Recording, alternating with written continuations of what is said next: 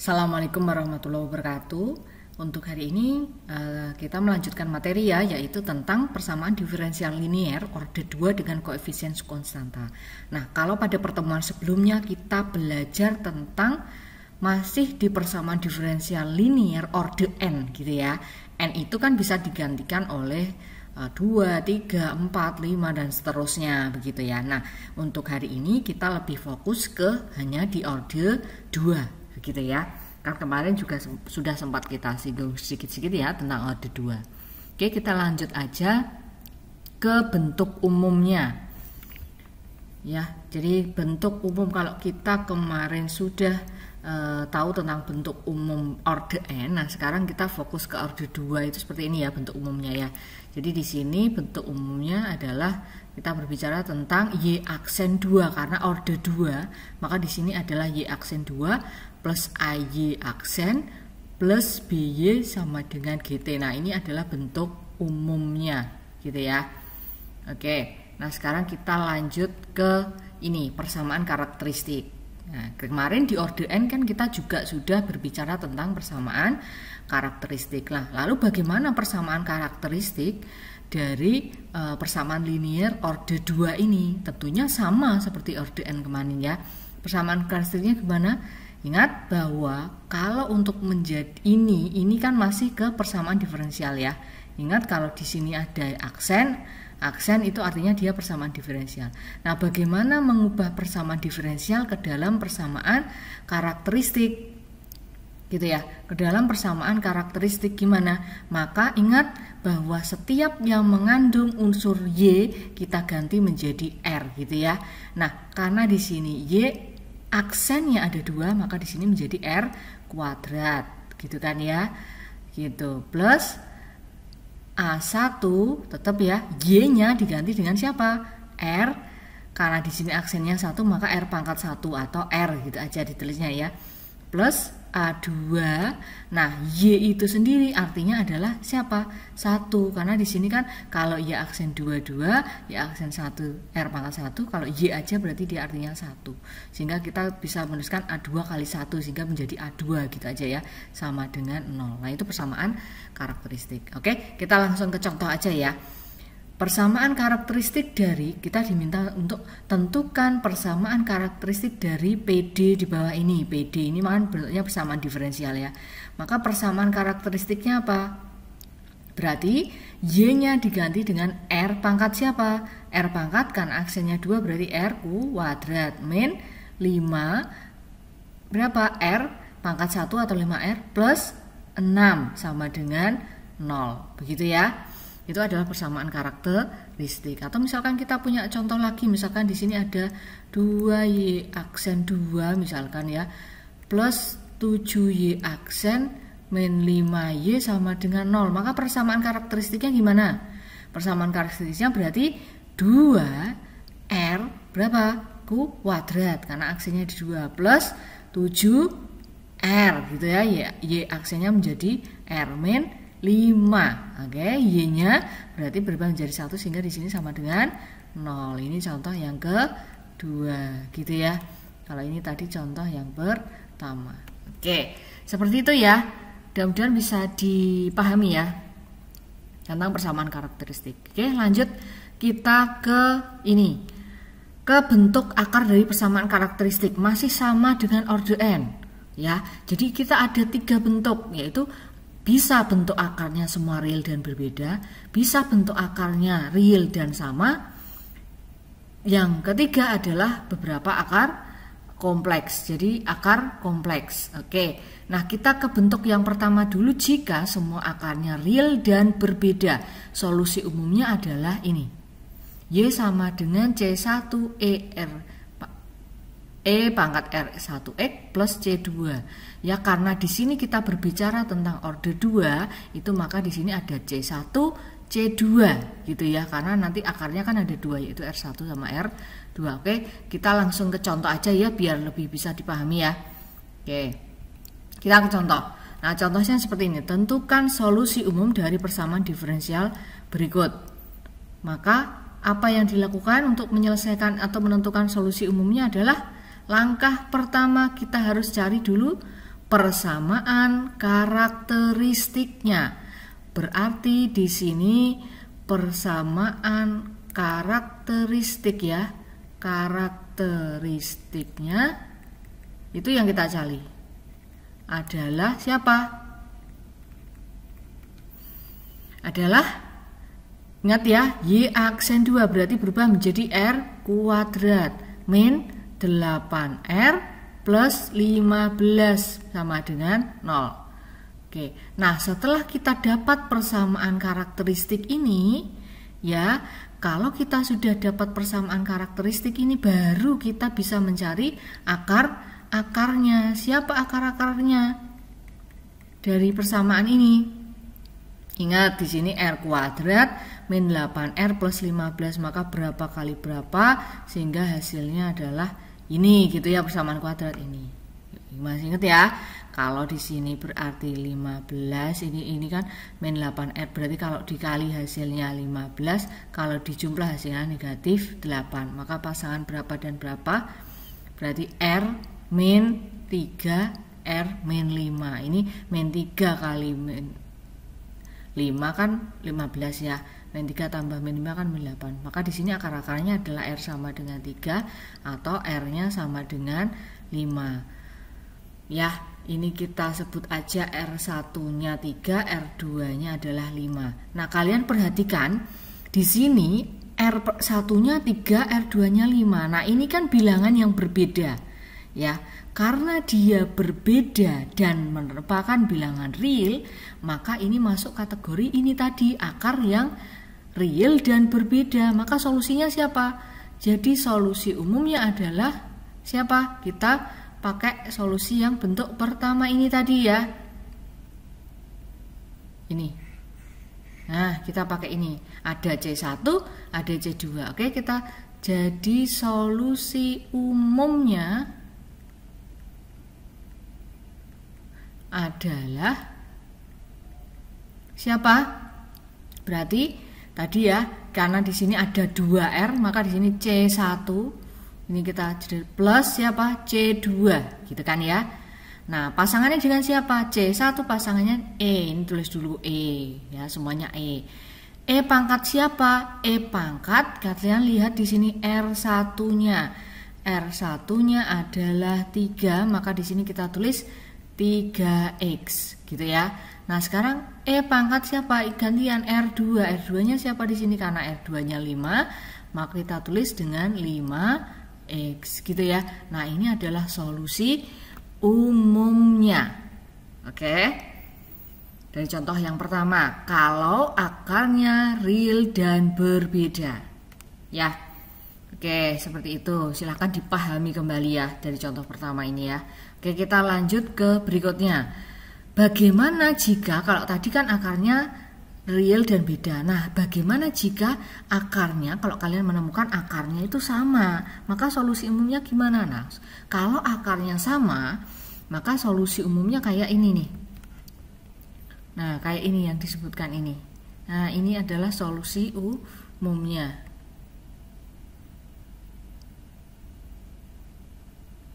Nah, ini solusi umumnya ya.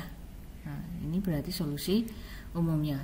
Beda ya kalau solusi umum dari mana tadi real berbeda kan C1 plus C2, ini E pangkat itu ya.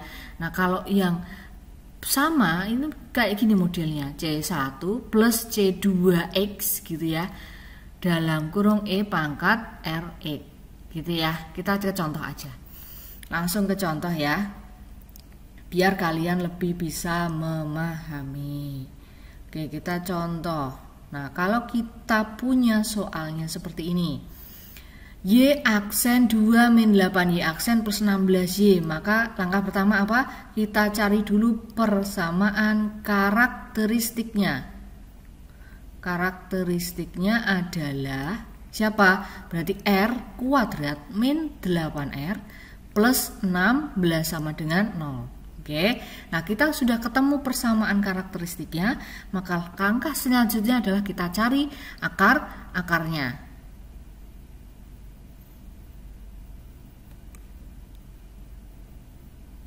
Nah, akar-akar dari R kuadrat min 8R plus 16 sama dengan 0. Siapa akar-akarnya ini? Jika dikali hasilnya 16, jika ditambah hasilnya negatif 8, maka pasangan tersebut adalah R min berapa? R min 4 dan R min 4. Karena apa? Karena min 4 dikali min 4 kan 16. Min 4 ditambah min 4 kan min 8, gitu ya. Sehingga di sini R-nya adalah 4, R yang kedua adalah 4, gitu ya. Ini R1, ini R2. Nah, kalian perhatikan di sini. R1-nya 4, R2-nya 4. Artinya di sini kan sama. Ternyata sama-sama 4, gitu ya. Artinya kalau dia sama-sama 4 berarti apa? Akar-akarnya sama, gitu ya. Nah, karena akar-akarnya sama, maka solusi umumnya kita menggunakan solusi umum yang akarnya sama, gitu ya. Solusi umumnya adalah kita menggunakan bentuk yang tadi disediakan di solusi umum kalau dia sama, gitu ya. Kita pakai yang ini. Maka solusi umumnya siapa? Yaitu siapa? Y sama dengan apa ini di sini berarti C1, gitu ya. C1 karena di situ ada 2R ya, C1 plus C2. Siapa? X ya. E pangkat siapa? RX. Nah, R-nya tadi siapa? R-nya sama-sama 4-nya, maka kita tulis di sini 4X. Gitu. Ya. Oke.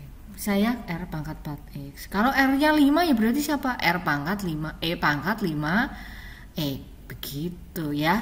Itu kalau akar-akarnya sama. Kita menggunakan bentuk yang seperti ini di solusi umumnya. Oke. Nah, kita lanjut. Karena ada 3 bentuk ya. Bentuk yang ketiga adalah bagaimana jika akarnya merupakan kompleks, gitu ya, merupakan bilangan kompleks, maka kita menggunakan bentuk umum atau solusi umumnya adalah yang ini, yaitu misalkan di sini R-nya adalah A plus BI ya. Kompleks itu kalau di dalamnya ada unsur imajiner, ada unsur real, maka dia merupakan kompleks ya. Nah, ini kita gunakan solusi umumnya seperti ini. C1 cos BX plus C2 sin BX dalam kurung E pangkat AX, gitu ya. Duh, ini apalagi ya. Maka kita langsung aja ke contoh ya biar lebih dipahami ya. Oke, ke contoh seperti ini. Di contoh yang ketiga, ini kita diminta untuk menentukan solusi umum dari Y aksen 2 min 6 Y aksen plus 25Y. Ya, kita perhatikan, maka langkah yang pertama harus kita cari adalah apa? Mencari persamaan karakteristiknya. Maka di sini persamaan karakteristiknya adalah siapa? R kuadrat min 6R plus 25 sama dengan 0. Nah, tugas selanjutnya adalah mencari apa? Akarnya, gitu ya. Nah, karena kita mau mencari akar-akarnya, kita perhatikan bahwa di sini bentuknya tadi adalah R kuadrat min 6R plus 25 sama dengan 0, gitu kan ya.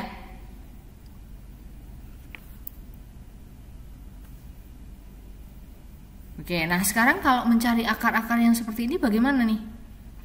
Kaliannya di sini kalau dikali hasilnya 25, kalau dijumlah hasilnya negatif 6. Ada nggak kalau kita faktorkan secara langsung dikali 25 ditambah hasilnya negatif 6? Kan sepertinya kalau kita memfaktorkan secara langsung nggak ketemu ya, maka kita gunakan yang namanya cara ini. Ini ya, kita pakai untuk mencari akar-akarnya. Kalian gunakan rumus ABC, gitu ya. Nah, rumus ABC itu bagaimana? Kita terapkan ya. Apa coba? R12 gitu ya, sama dengan gitu. 12 sama dengan apa? Min B plus minus, kalian kan dulu sudah pernah ya ini ya. Plus minus akar B kuadrat min 4AC per berapa? 2A, gitu ya. Oke, min BB nya yang mana? B nya kan yang ini ya. B-nya yang negatif 6. Jadi ini itu A, B, C gitu ya. BA-nya 1, B-nya negatif 6, C-nya berapa? 25. Oke, B-nya berarti min 6. Min 6 plus minus akar B kuadrat berarti berapa? Min 6 kuadrat negatif 6 kuadrat min 4 kali A-nya berapa? 1, C-nya berapa? 25 per 2 kali 1 ya, karena A-nya 1. Oke. Nah, sekarang kita proses di situ, saya taruh di atas ini ya. Sama dengan siapa? Negatif 6 itu kan berarti plus 6 ya. Ini plus ini 6 plus minus akar berapa? Negatif 6 kuadrat itu kan 36 ya. 36 minus 100 dikurang 100 per 2 gitu kan ya. Berarti di sini 6 plus minus akar berapa ini? Wah, negatif 64 per 2. Nah, negatif 64 ini, akar negatif 64, ingat negatif di dalam akar itu artinya dia adalah apa? Imajiner gitu ya. Dia adalah sesuatu yang imajiner. Oke. Nah, maka kalau dia adalah imajiner, maka kita bisa ubah menjadi 6 plus minus. Ini akar negatif 4 itu, akar negatif 4 kan gini ya. Akar negatif 64 itu kan artinya sama dengan akar 64 dikalikan dengan akar negatif 1 kan gitu ya. Nah, akar 64 itu kan berapa? 8. Nah, akar negatif 1 itu dia imajiner ya. Akar negatif 1 itu bisa diubah menjadi siapa? 8. Bisa diubah menjadi siapa? 8i gitu ya. Oke, nah ini kita bisa tuliskan menjadi 8i gitu. Ini berarti artinya berapa? 8i. I itu artinya imajiner ya, per 2. Oke. Nah, ini kita bisa sederhanakan lagi. 6 plus minus 8i per 2. 6 plus minus berarti kita bisa sederhanakan masing-masing dibagi dengan 2. Berarti berapa? 3 plus minus 4i. Nah, ini akar-akarnya. 3 plus minus berarti siapa? R1. Kita perlu ketahui di sini adalah mana yang menjadi A, mana yang menjadi siapa? B gitu ya. Kan tadi ini bentuknya A plus BI, plus minus BI. Maka ini yang 3 ini merupakan siapa? Yang 3 itu adalah A-nya gitu ya. Yang 3 ini adalah A-nya, maka yang 4 ini adalah B-nya, gitu kan? Nah, sekarang solusi umumnya apa? Solusi umumnya kita gunakan cara yang ini tadi. Solusi umum ini tadi, C1 cos BX plus C2 sin BX E pangkat AX. Maka kita gunakan solusi umumnya berarti adalah, jadi solusi umumnya adalah ini, saya tulis di bawah sini ya. Sebentar. Jadi solusi umumnya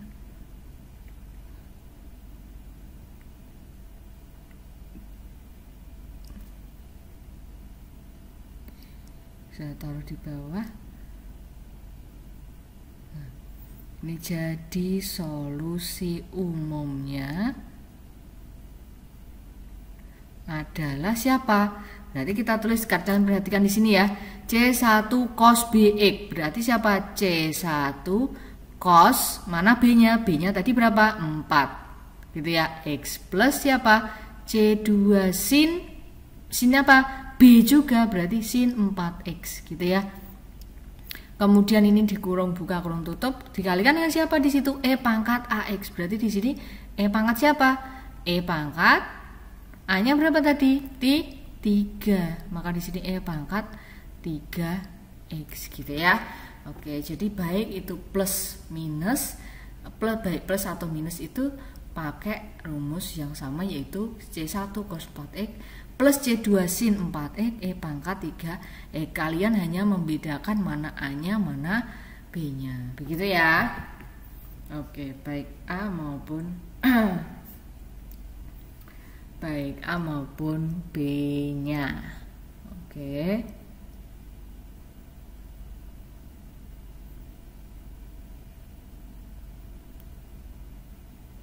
Seperti itu ya.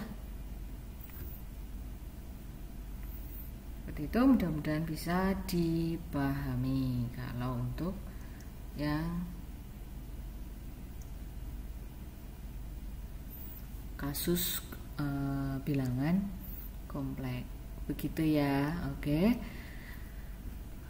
Jadi bentuknya tadi ada 3, akar yang beda, akar real beda, akar real sama, yang ini adalah akar kompleks. Ya, akar kompleks kalau kalian menemukan ada yang mengandung unsur imajiner seperti ini, dia masuk ke dalam ada real, ada imajinernya, maka dia masuk ke dalam kompleks. Begitu ya. Oke, silakan dipelajari kembali. Mudah-mudahan bisa dipahami. Saya akhiri dulu. Wassalamualaikum warahmatullahi wabarakatuh.